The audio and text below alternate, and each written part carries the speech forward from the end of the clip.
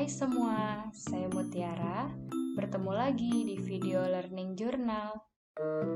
Pada kesempatan kali ini, kita akan membahas sebuah fenomena yang seringkali kita jumpai dan kita dengar dalam kehidupan sehari-hari, yaitu tentang korupsi. Pada materi kali ini, kami memperolehnya dengan melalui dua metode pembelajaran. Yang pertama ada metode sinkronus, yaitu melalui tatap muka di Zoom Meeting. Yang kedua ada metode asinkronus. Metode asinkronus ini adalah diskusi kelompok melalui kolom diskusi yang disediakan di website Collabjar. Korupsi. Korupsi berasal dari bahasa Latin yaitu corruptio, artinya kerusakan. Jika dituangkan ke dalam sebuah pengertian, korupsi adalah tindakan yang dilakukan oleh pejabat publik dengan menyalahgunakan kepercayaan publik yang dipercayakan kepada mereka untuk kepentingan pribadi. Seseorang melakukan tindak pidana korupsi pasti memiliki alasan. Nah, penyebab korupsi ini bisa terjadi karena beberapa hal, di antaranya penegakan hukum tidak konsisten, penyalahgunaan kekuasaan, langkanya lingkungan yang anti korup, rendahnya pendapatan penyelenggaraan negara, kemiskinan atau keserakahan, keuntungan korupsi yang jauh lebih menarik ketimbang kerugian ketika seseorang itu terlibat atau tertangkap dalam kasus korupsi. Kemudian ada pemberian imbalan atau jasa, dan yang terakhir adalah gagalnya pendidikan agama dan etika. Penyebab korupsi juga bisa disebabkan oleh beberapa hal, yaitu aspek individu pelaku korupsi, aspek organisasi, aspek masyarakat tempat individu dan organisasi berada, dan sistem yang buruk. Kita beralih ke ciri-ciri korupsi. Yang pertama dilakukan lebih dari satu orang, di mana mereka merahasiakan motif atau ada keuntungan yang diraih yang berhubungan dengan kekuasaan tertentu. Dan jangan heran, mereka bisa berlindung di balik pembenaran hukum. Padahal mereka telah melanggar kaidah kejujuran dan norma hukum, juga mengkhianati kejujuran.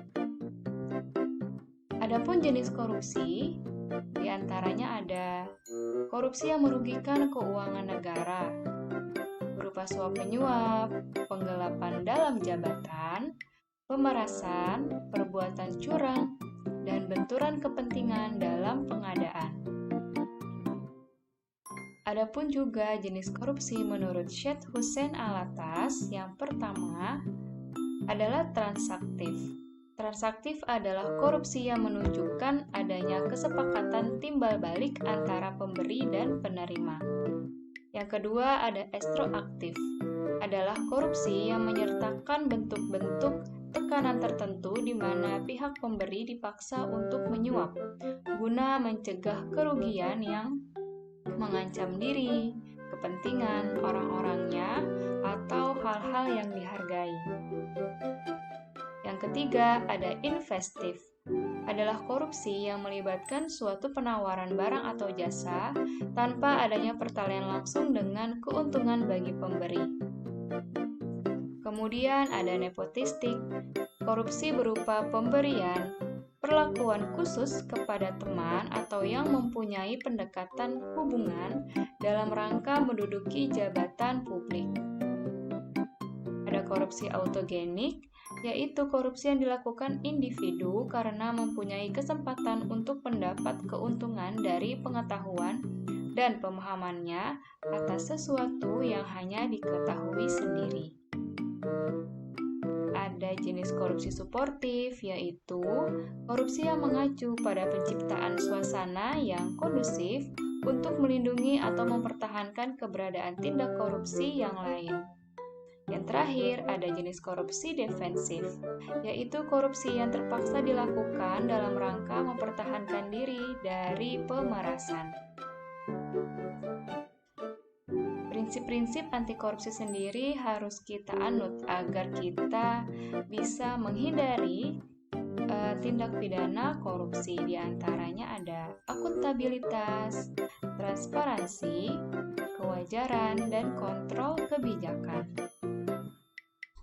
Nilai-nilai anti korupsi merupakan nilai yang harus kita tanamkan dalam diri setiap individu, yaitu diantaranya meliputi kejujuran, kedisiplinan, kepedulian, tanggung jawab, kerja keras, kesederhanaan, kemandirian, keberanian, dan keadilan. Pencegahan korupsi bisa kita lakukan dengan menggunakan dua metode, yaitu dari sisi perbaikan sistem, yang satu lagi adalah perbaikan dari sisi manusia.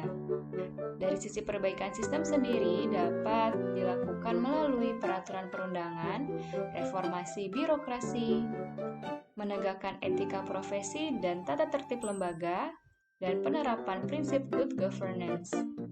Dari sisi perbaikan manusia, dapat kita lakukan dengan memperbaiki moral, meningkatkan kesadaran hidup, mengentaskan kemiskinan, dan memilih pimpinan yang bersih, jujur, serta anti korupsi. Tunas integritas. Tunas integritas berprinsip bahwa manusia sebagai faktor kunci perubahan pemberantasan korupsi, di mana tunas integritas ini memiliki peran satu, menjadi jembatan masa depan kesuksesan organisasi. Menjadi kumpulan orang yang selalu terdepan untuk memastikan tujuan organisasi tercapai. Kemudian ada membangun sistem integritas, berpartisipasi aktif dalam pembangunan sistem integritas hingga semua peluang korupsi dan berbagai penyimpangan lainnya dapat ditutupi. Dan yang terakhir, ada mempengaruhi orang lain, khususnya mitra kerja, untuk berintegritas tinggi. Membangun sistem integritas memiliki beberapa cara. Yang pertama ada reforming culture, yaitu upaya mengubah orientasi dari perilaku korupsi yang berbentuk kolusi. Unsur-unsur yang berbentuk korupsi itu baik dalam bentuk perilaku, ucapan, emosi, maupun pikiran atau paradigma. Yang kedua ada seeding of integrity, yaitu upaya yang menanamkan pengaruh integritas pada bawah sadar hingga dapat membentuk perilaku, kebiasaan, dan budaya yang berintegritas. Dan yang ketiga ada sistem integritas itu sendiri.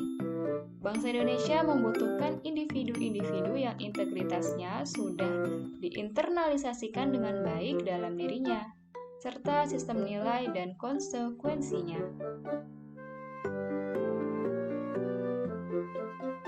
Kesadaran anti korupsi sudah selayaknya kita tanamkan dalam diri setiap individu, terutama sebagai ASN yang memiliki peran sebagai contoh untuk masyarakat sekaligus sebagai perekat dan pemersatu bangsa. Ketika kita sudah mencapai puncak dari spiritual accountability, maka kita akan menyadari bahwa korupsi bukan hanya sekedar merugikan negara, tetapi juga merusak kehidupan kita. Saya Mutiara, terima kasih sudah menyaksikan video Learning Journal. Sampai jumpa di kesempatan berikutnya.